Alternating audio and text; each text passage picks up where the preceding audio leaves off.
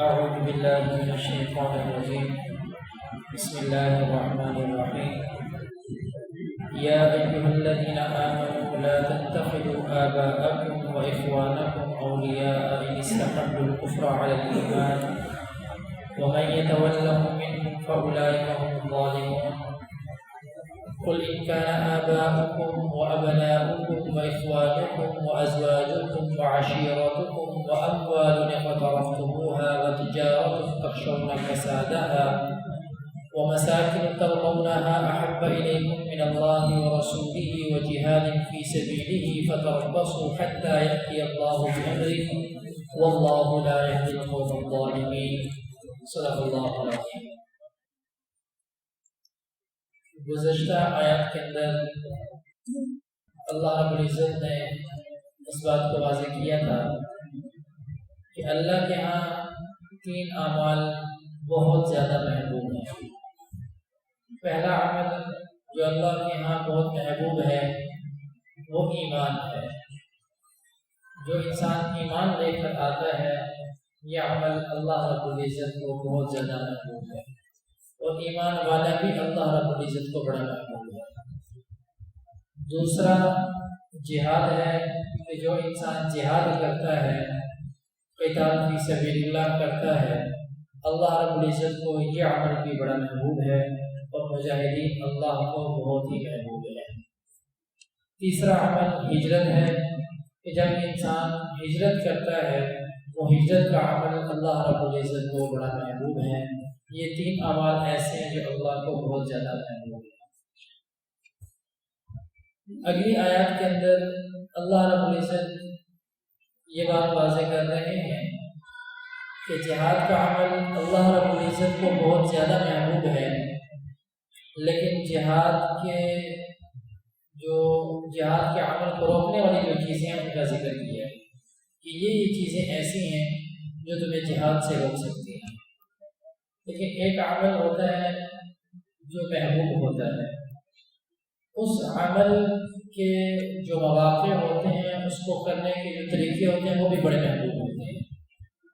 ایک انسان ہے وہ صدقہ خیرات بہت زیادہ کرتا ہے، اب وہ صدقہ خیرات کرنا یہ بھی بہت اچھا عمل ہے، لیکن اس صدقہ خیرات کرنے کے لیے اب جب وہ پیسہ کماتا ہے، پیسہ اکٹھا کرتا ہے، وہ محنت اور کوشش کرتا ہے، یہ عمل بھی پھر بڑا محبوب ہو جاتا ہے۔ تو اسی طریقے سے جو عمل محبوب نہیں ہوتا اس تک پہنچنے کے جو دیگر اعمال ہوتے ہیں وہ بھی پھر محبوب نہیں ہوتے۔ جیسے لڑائی جھگڑا ہے، لڑائی جھگڑا اللہ کو محبوب نہیں ہے، اور لڑائی جھگڑے کی طرف جانے والے اعمال کیا ہیں؟ بدگمانی ہے، غیبت ہے، اور اس طرح کی مختلف چیزیں ہیں، یہ بھی پھر اللہ کو محبوب نہیں ہے۔ فرمایا یا ایھا الذین آمنوا، اے ایمان والو، لا تتخذوا آباءکم واخوانکم اولیاء، مت پکڑو اپنے باپوں کو اور بھائیوں کو رفیق، ان استحبوا الکفر علی الایمان، اگر وہ عزیز رکھیں کفر کو ایمان سے۔ اگر ان کے ہاں ایمان محبوب نہیں ہے تو تمہارے ہاں بھی وہ محبوب تمہارے باپ ہوں یا تمہارے بھائی ہوں محبوب نہیں ہونے چاہیے، ان کی محبت تمہارے دل کے اندر نہیں ہونی چاہیے۔ اگر ان کے دل کے اندر ایمان کی محبت نہیں ہے، اگر ان کے دل کے اندر ایمان کی محبت ہے تو پھر وہ تمہیں بھی محبوب ہونے چاہیے۔ اگر ان کے دل کے اندر ایمان کی محبت نہیں ہے تو تم انہیں دوست نہیں بنا سکتے، ان کو عزیز نہیں رکھ سکتے۔ ہاں، شریعت نے جو حکم دیا ہے اس میں سلوک کا، صلہ رحمی کا، وہ ایک الگ ہی چیز ہے۔ جیسے والدین کے حوالے سے آتا ہے سورۃ لقمان کے اندر کہ اگر وہ تمہیں شرک کا حکم کرتے ہیں تو تم پابند نہیں ہو کہ ان کی بات کو مانو، لیکن دنیا کے اندر رہتے ہوئے تمہارے اوپر لازم ہے کہ تم ان کے ساتھ اس میں سلوک کرو، یہ لازم ہے۔ اسی طریقے سے بہترین نمونہ یہ ہے کہ حضرت ابراہیم علیہ السلام انہوں نے اپنے باپ کو دعوت دی، باپ نے دعوت کو قبول نہیں کیا، اللہ کی وحدانیت کو تسلیم نہیں کیا۔ حضرت ابراہیم علیہ السلام نے جب دیکھا کہ میرا باپ میری بات نہیں مان رہا، اللہ کی وحدانیت کو قبول نہیں کر رہا، اور دیکھا کہ یہ اللہ کا دشمن ہے، تو پھر کہا کہ بھئی اب میرا راستہ الگ ہے اور تمہارا راستہ الگ ہے۔ یہاں تک کہ اپنی پوری قوم کے سامنے کہہ دیا کہ اننی بریء مما تعبدون، جن کو تم معبود بناتے ہو، کو تم الہ مانتے ہو میں ان سب سے بالکل بری ہوں، یہاں تک کہ اپنا راستہ الگ کر دیا، باپ کے راستے کو چھوڑ دیا۔ تو یہاں پر یہ کہا کہ لا تتخذوا آباءکم، اپنے باپوں کو مت پکڑو، اور اپنے بھائیوں کو اولیاء رفیق، ان کو دوست مت بناؤ۔ اگر یہ ایمان کو محبوب نہیں رکھتے تو ان کو دوست نہ بناؤ۔ ہاں یہ کیا ہوگا آج اگر ان کے ساتھ دوستی ہوگی، یہ تب تک تمہارے دوست نہیں بن سکتے۔ ایک جگہ اللہ فرماتے ہیں کہ تب تک تمہارے دوست نہیں بن سکتے جب تک کہ تم ان کے ایمان کے اندر نہ لگے جاؤ۔ تم ان جس چیز کے اوپر وہ ایمان لے کر آتے ہیں تم وہ ایمان نہ لے کر آ جاؤ، تب تک یہ نہیں ہو سکتا۔ اور یہ اختلاف ہمیشہ رہے گا۔ ہمارا بنیادی اختلاف یہ ہوتا ہے کہ ہمارا پروگرام یہ ہوتا ہے کہ دین غالب آ جائے، اور جو کفر ہوتا ہے اس کا پروگرام یہ ہوتا ہے کہ کفر غالب آ جائے۔ یہ اتنا بنیادی اختلاف ہے، اتنا واضح اختلاف ہے کہ اس کے اوپر کوئی بھی فری کمپرومائز نہیں کرے گا، کوئی بھی جو ہے وہ سمجھوتا نہیں کرے گا۔ ایمان والا جو ہوگا، جو مسلمان ہوگا، کبھی بھی وہ یہ نہیں چاہے گا کہ کفر غالب آ جائے، اور کافر جو ہوگا وہ کبھی بھی یہ نہیں چاہے گا کہ ایمان غالب آ جائے۔ جو کافر ہوگا وہ ایمان کو غالب نہیں ہونے دے گا، اور جو ایمان والا ہوگا وہ کفر کو غالب نہیں ہونے دے گا۔ یہ بنیادی اختلاف ہے۔ جب تک یہ اختلاف باقی ہے تب تک تمہاری دوستی نہیں ہو سکتی۔ تو فرمایا کہ لا تتخذوا آباءکم واخوانکم اولیاء، مت پکڑو اپنے باپوں کو اور بھائیوں کو رفیق، ان استحبوا الکفر علی الایمان، اگر وہ عزیز رکھیں کفر کو ایمان سے، ان کو اگر کفر زیادہ محبوب ہے تو تمہاری دوستی ان کے ساتھ نہیں ہو سکتی۔ ومن یتولہم منکم، اور جو تم میں ان کی رفاقت کرے، فاولئک هم الظالمون، سو وہی لوگ ہیں گنہگار۔ اگر تم پھر بھی ان کو اپنا محبوب رکھتے ہو، پھر بھی ان کے ساتھ خیر خواہی کرتے ہو، پھر بھی ان کے ساتھ دوستانہ تعلقات رکھتے ہو، تو اللہ رب العزت فرماتے ہیں ضرور تو یہی ہے، وہ ایمان بھی نہیں لے کر آتے، اور پھر تم ان کے ساتھ دوستیاں بھی کرتے ہو، وہ ایمان بھی نہیں لے کر آتے، پھر بھی تم ان کے ساتھ طرف کوشش رکھتے ہو، وہ ایمان بھی نہیں لے کر آتے، پھر بھی تم ان کے ساتھ دوستی کا ہاتھ بڑھاتے ہو، تو یہ بہت بڑا ظلم ہے۔ ان کے ساتھ خیر خواہی تو ہو سکتی ہے، ہمدردی تو ہو سکتی ہے کہ وہ ایمان لے کر آئیں، لیکن ان کے ساتھ دوستی کرنا اور ان کو راضی کرنے کے لیے خود پورے کے پورے لیٹ جانا، اس کی شریعت کبھی بھی اجازت نہیں دیتی کہ تم کو راضی کرنے کے لیے مختلف قسم کے حربے اختیار کرو اور ان کے ساتھ دوستی کرنے کے لیے مختلف طریقے اختیار کرو۔ اللہ رب العزت کہتے ہیں جو شخص یہ کام کرتا ہے یہی ظالم ہے۔ آج ہمارے یہاں دیکھیں کفر کو راضی کرنے کے لیے کیا ہو رہا ہے، مندر تعمیر ہو رہے ہیں، مساجدیں گرے جا رہے ہیں، یہ کفر کو راضی کرنے کے لیے تو کس کے لیے ہے؟ اللہ کہتے ہیں یہی ظالم لوگ ہیں۔ راضی کہتے ہیں کہ فلاں نے پلاٹ دیا، فلاں جس نے بھی پلاٹ دیا، جس نے بھی زمین دی وہ بھی ظالم، اور اس نحوست کو اگر انہوں نے دیا بھی تو اس لعنت کو اپنے گلے کے اندر ڈالنے کے لیے اور لوگوں کی لعنتیں قبول کرنے کے لیے تم لوگوں نے اس کو اپنی جامع پہنا ہے، اور پھر کہتے ہیں کہ ہمیں کوئی کچھ کہے گا۔ اللہ کہہ رہے ہیں کہ یہ جو کچھ کرتے ہیں یہ تب اللہ ان کے ساتھ اگر دوستی رکھتے ہو، ان کو اگر تم یہ چاہتے کہ ان کی نظروں کے اندر محبوب ہو جائیں اور اللہ کی نظر کے اندر اگر گر جائیں، تو اللہ کہتے ہیں فاولئک هم الظالمون، یہی لوگ گنہگار ہیں، یہی لوگ ظالم ہیں۔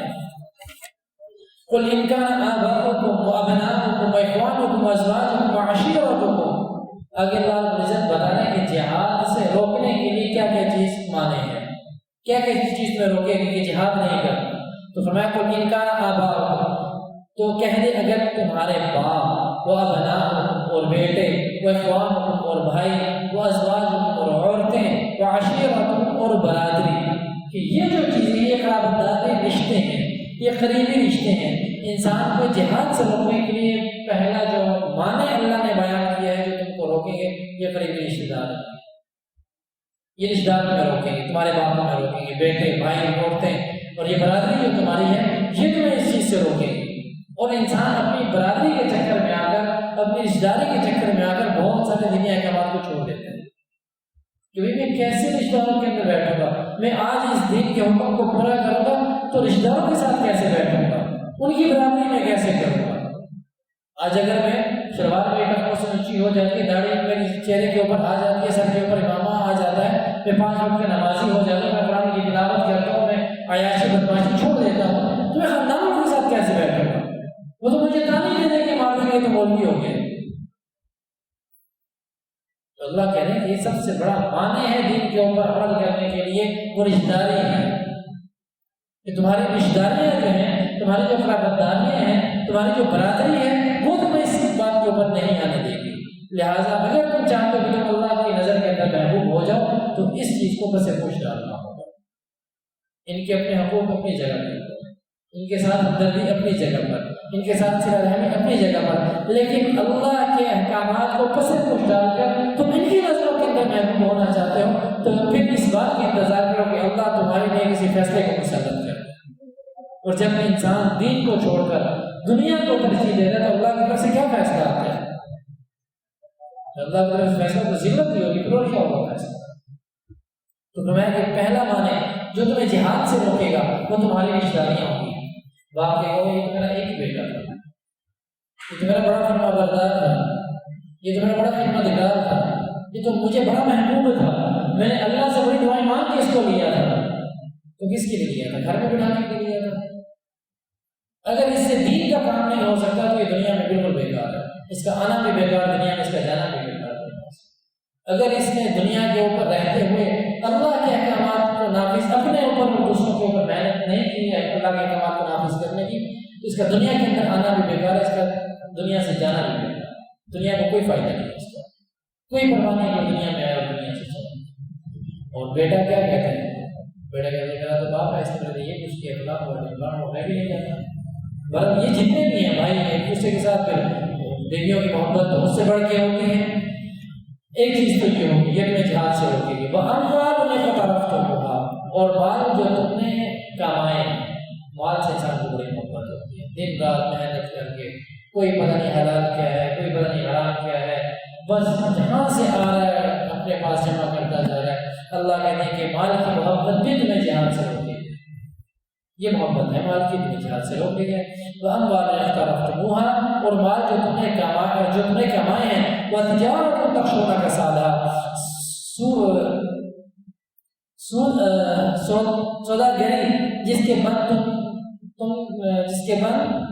بند ہونے سے تم ڈرتے ہو. تو یہ جو کاروبار ہے جس کے مطلب اس کا خلاصہ ہے کہ جو کاروبار ہے جس کے بندی سے تم ڈرتے ہو کہ آج ہم نے اگر کاروبار بند کر دیا، ہم کاروبار بند کر کے جہاد کے اوپر چلے گئے، پیچھے کاروبار کا کیا ہوگا؟ یہاں اب تو حالت یہ جہاد تو بہت دور کی بات ہے، اب تو حالت یہ کاروبار بند کر کے نماز کیوں نہیں آیا جاتا کہ 5 منٹ کے لیے فرض نماز جماعت کے ساتھ پڑھ لی جائے. کاروبار انسان پورا دن دکان میں مکھیاں مارتا رہے گا لیکن مسجد نہیں آئے گا 10 منٹ کے لیے نماز پڑھ. کہتے ہیں کہ گاہ کا اور موت کا پتہ نہیں چلتا کب آ جائے. تو جب موت کا بھی پتہ نہیں ہے، گاہ کا بھی پتہ نہیں ہے، تو موت تو پھر بھی یقین ہے، گاہ سے زیادہ یقین ہے تو موت ہے کب آ جائے. نماز کے وقت کا دکان کھول کے بیٹھا ہو تو مر گیا کتنی خرابی ہوگی. تو دوسری چیز یہ تمہارا مال و دولت ہے، یہ تمہیں جہاد کے اوپر نہیں جانے دے گی. دنیا کی محبت ہے، یہ تمہیں نہیں جانے دے گی جہاد کے اوپر. اور اگر تم دنیا کی محبت کے اندر لگے رہے، یہ پہلی چیز قرابت داری، اگر اس کی محبت میں پڑ گئے، دوسری چیز مال و دولت اس کی محبت میں پڑ گئے، اور تم جہاد کے لیے نہ نکلے اور جہاد کا جذبہ تمہارے دل کے اندر پیدا نہ ہوا، تو اللہ کی طرف سے کسی فیصلے کے منتظر ہو کہ اللہ تمہارے لیے کوئی سب قسم کا فیصلہ کرے. وَمَسَاكِنُ تَرْضَوْنَهَا، اور حویلیاں جن کو پسند کرتے ہو، حَبَّ إِلَيْكُمْ جو تم کو زیادہ پیارے ہیں، من اللہ اللہ سے، ورسولہ اور اس کے رسول سے، وجہاد فی سبیلہ اور لڑنے سے اس کی راہ میں. آگے کیا ہے؟ آگے کیا ہے کہ مکانات، انسان جو ہے نا مکان اس کے اوپر پیسہ لگا رہے ہیں جس چیز کے اوپر، وہ چیز بھی بڑی محبوب ہوتی ہے. اللہ کہتے ہیں جو مکان تم بناتے ہو، جن کے اندر تم رہتے ہو، بڑے بڑے مکان بنا کر، یہ بھی تمہیں بڑے محبوب ہیں. ان سے جدائی بھی تمہیں برداشت نہیں ہوتی. انسان 10 دن کی جا کرے تو واپس گھر کی یاد بڑی سزا دی ہے اسے، تو کہتے ہیں میں کسی طریقے سے واپس گھر پہنچا.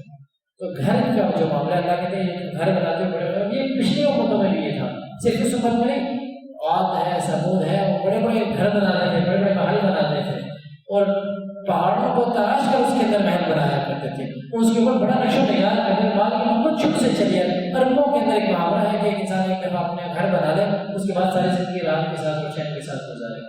اور ایسے بھی مسند احمد کے اندر یہ بات ہے، حدیث کا مفہوم ہے کہ 3 چیزیں انسان کی سعادت مندی کی علامت ہوا کرتی ہے. پہلی چیز کیا ہے کہ اس کا اچھا گھر، وسیع گھر، اچھا گھر اس کی سعادت مندی کی علامت ہوتی ہے. دوسرا کیا ہوتا ہے؟ دوسرا اس کی اچھی بیوی ہے جو اس کی سعادت مندی کی علامت ہوتی ہے. اور تیسرا یہ ہے کہ اچھی سواری اچھی ہو تو اس کی سعادت مندی کی علامت ہوتی ہے. لیکن ان کی محبت کے اندر گر کے انسان ایک اہم فریضے کو ترک کر دے، اسلامی فریضے کو ترک کر دے، تو یہ ساری کی ساری جو چیزیں ہیں یہ اللہ کے یہاں پہ محبوب نہیں رہتی ہے، منحوس بن جاتی ہے. انسان کے پاس وقت بھی ہے، انسان کے پاس سواری بھی اچھی ہے، گھر بھی اچھا ہے، بیوی بھی اچھی ہے، جب ساری راحتیں اور سکون اس کو مل گیا تو اس کے لازم ہے کہ اللہ کے احکامات کو مضبوطی سے تھام لے، اللہ کی اطاعت کے اندر لگ جائے گا وہ. لیکن جب وہ یہ نہیں کرتا تو یہی چیزیں جو انسان کی سعادت مندی کی علامت ہے یہ انسان پہ وبال بن جاتی ہے. تو اللہ نے کہا کہ تم گھر بناتے ہو یہ بھی تمہارے بڑے محبوب ہیں. احب الیکم من اللہ ورسولہ وجہاد فی سبیلہ، جب یہ اللہ سے زیادہ تمہیں یہ چیزیں محبوب ہو جائیں، اللہ کے رسول سے زیادہ تمہیں یہ چیزیں محبوب ہو جائیں، اور اللہ کے راستے میں جہاد کرنے سے یہ چیزیں تمہیں زیادہ محبوب ہو جائیں، فتربصوا حتی یأتی اللہ بأمرہ، تو انتظار کرو یہاں تک کہ بھیجے اللہ اپنا حکم. تو پھر اللہ کی طرف سے کسی فیصلے کا انتظار کرو. تو اللہ کی طرف سے فیصلہ کیا ہوگا؟ اللہ کی طرف سے فیصلہ یہ ہوگا کہ جب انسان دنیا کی محبت اپنے دل کے اندر بسا دیتا ہے اللہ اس کے اوپر ذلت کو مسلط کر دیتا ہے. تو پھر اللہ اس کے اوپر ذلت کو، پھر اس کے پاس مال و دولت بھی ہوگا، اس کے پاس بڑے گھر بھی ہوں گے، اس کے پاس گاڑیاں بھی اچھی ہوں گی، اس کے پاس سب کچھ راحت اور سکون اور آسائش کا سامان تو اس کے پاس ہوگا، لیکن اللہ اس کے اوپر ذلت کو مسلط کر دیں گے. آج مسلمان کے دل سے جہاد کا جذبہ نکلا، سارے وسائل اس دنیا کے اندر جتنی اہم چیزیں ہیں، جتنے اہم راستے ہیں اور جتنے اہم اس کے پاس ایک پہاڑی معاملات ہیں، جو کچھ انسان جو اہم چیزیں ایک اچھی زندگی گزارنے کے لیے ہوتی ہیں، جو کامیاب زندگی گزارنے کے لیے ہوتی ہیں، وہ مسلمانوں کے قبضے کے اندر ہے. لیکن اس کے باوجود کیا ہے؟ مسلمان ذلیل ہے، رسوا ہے، محتاج ہیں دوسروں کے. پہلے تتاری نے مسلمانوں کو اپنا محکوم بنا کے رکھا، اس کے اوپر حکومت کی. آج انگریزوں نے مسلمانوں کو اپنا محکوم بنانے کے اوپر حکومت کر دی، اور اس کی بنیادی وجہ ہے حدیث کا یہی ٹکڑا ہے کہ اذا ترکتم الجہاد فسلط اللہ علیکم الذلہ، اللہ تمہارے اوپر ذلت کو مسلط کر دے گا. اور جہاد کو جو اسلام اور ایمان ہے، جو کہ اسلام ہے، اس کی بلندی کا حال کیا ہے، اس کا عروج کا حال کیا ہے. اور جب اس عروج کو انسان چھوڑ دے گا، بلندی کی طرف جانے کی ہمت نہیں کرے گا، اور دل کے اندر اس بلندی کی طرف جو راستہ جا رہا ہے اس کا کھوڑ دل کے اندر جب پیدا ہو جائے گا تو پھر کہاں سے عزت ہے؟ تو فرمایا کہ فتربصوا حتی یأتی اللہ بأمرہ، پھر اس بات کا انتظار کرو کہ اللہ تمہارے اوپر کوئی زبردست قسم کا فیصلہ کر دے. اور جب انسان، میں نے پہلے بتایا کہ انسان دنیا کی محبت دل کے اندر بسا لیتا ہے، آخرت کی محبت کو دل سے نکال دیتا ہے، تو پھر اللہ کی طرف سے جو فیصلہ ہوتا ہے وہ ذلت ہی کا فیصلہ ہوتا ہے، کوئی اور فیصلہ نہیں ہوتا. واللہ لا یہدی القوم الفاسقین، اور اللہ رستہ نہیں دیتا نافرمان لوگوں کو جو اللہ کی نافرمانی کرتے ہیں. تو اللہ کے لوگوں کو جو ہے نا ہدایت نہیں دیتا. اللہ رب سے دعا ہے کہ اللہ رب العزت ہمیں دین کی صحیح سمجھ نصیب فرمائے.